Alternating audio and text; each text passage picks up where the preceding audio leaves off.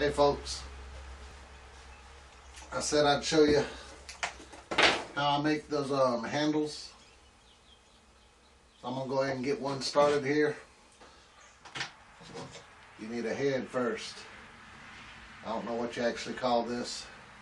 It's got like a hammer on one side and an axe on the other. Looks like a carpenter or something. I don't know. That hammer part got little squares on it. But you need a head. And this is just regular board here. This is actually Fenceboard or whatever you want to call it. That's what this is. This one I just sanded down. And you look at your head, the width of it right there.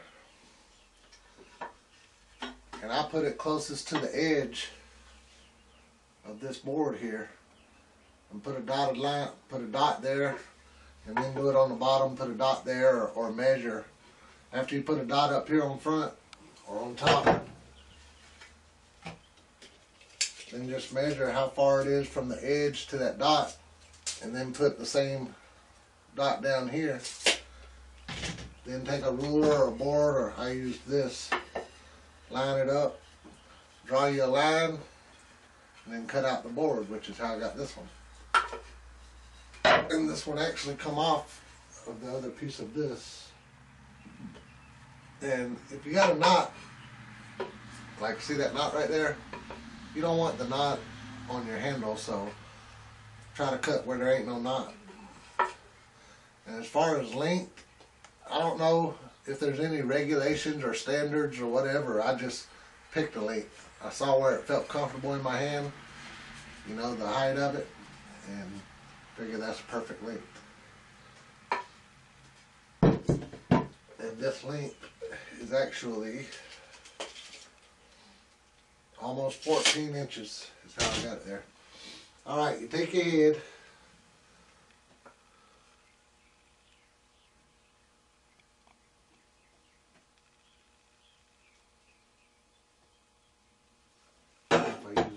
or this head. It's going to be a big one.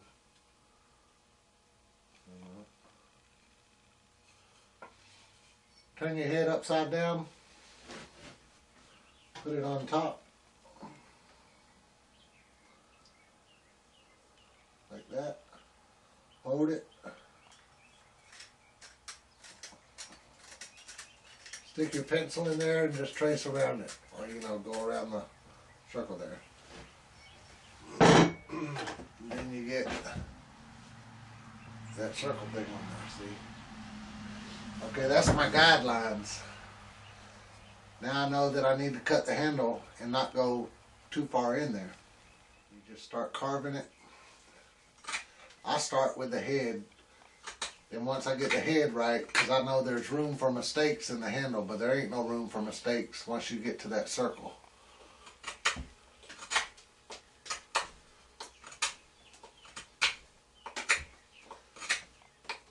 And this part is kind of the long process, is the carving, which is mainly all the process, or the long process.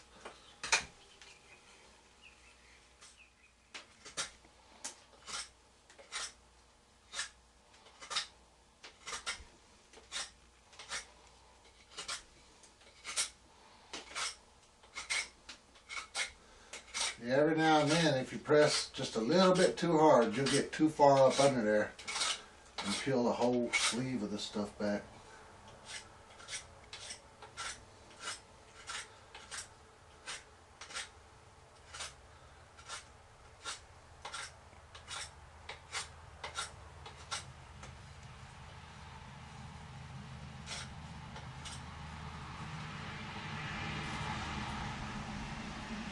Alright, it's about done, all except for the sanding.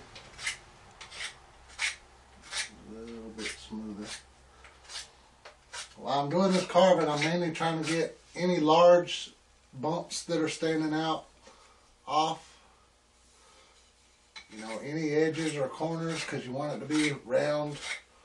where it'll fit in the hand real good and not hurt your hand. So you don't want any edges on it at all.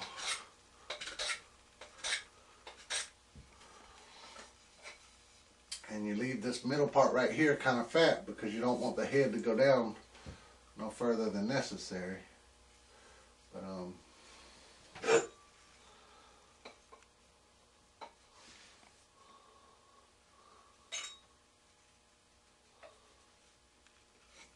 get a lot skinnier there.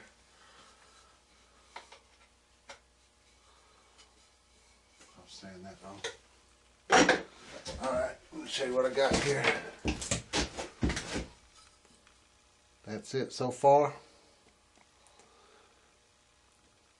I'm going to go ahead and do some sanding. I'll leave it on to do a little bit of sanding, and then I'll cut it off. You can use one of these too.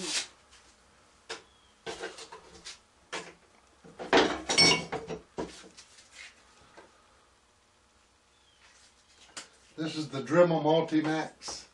I love it. It does a lot of things. But this sander, I've got a few sanders. I've got a palm sander. We even got the DeWalt palm sander. But this one here just seems to work better than both of them. Alright, here we go. What I'm going to do right now is I'm going to sand this top down to where that head will fit over it. And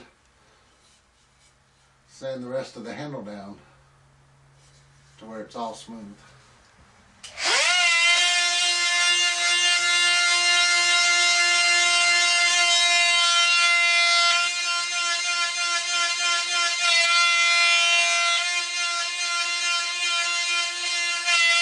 I want to point out, when you go to sanding on one side, you know, you're trying to get this part of the head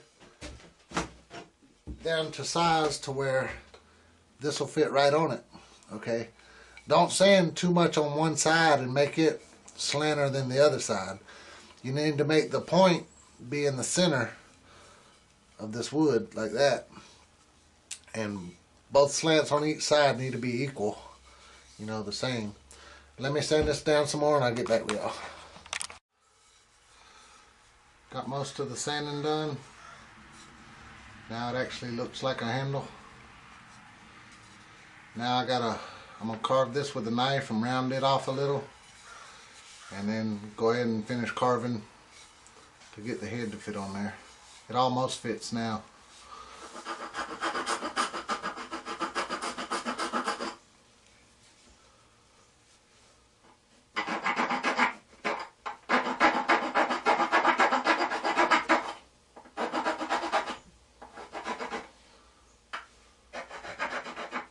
Let's see if she fits.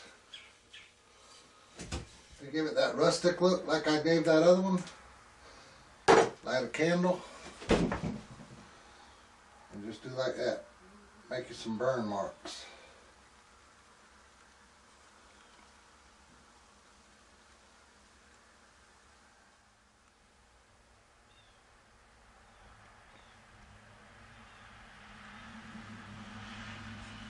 See, at first it goes on real thick. Just take your rag, run up and down it. Like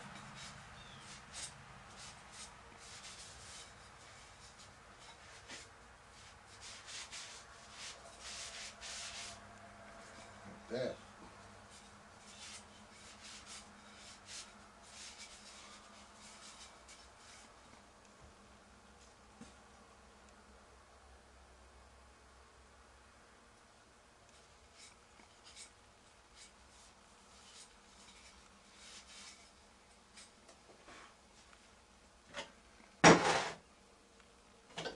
Now it just looks like an old greasy handle, but I ain't done. Cherry stain. Only reason I'm using it is because it's all I got. You can put whatever stain you want to on it, of course.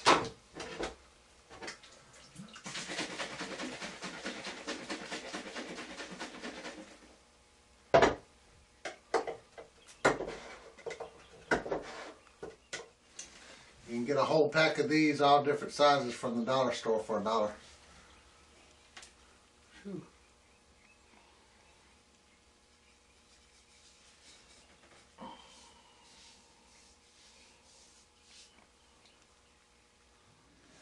Here it is. The camera died on me while I was out there finishing it up, but you got all the basics. Dang near looks just like a store-bought one, don't it? Burn with a candle, put cherry stain on it. Put a wedge right there in the middle. I don't know how good y'all can see that. It ain't coming off, it ain't moving. And I put petroleum jelly all over this thing.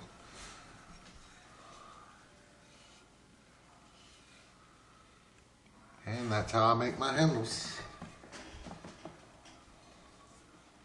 I try to make the handle to look rustic, that's why I burn it, you know, to make it look antique.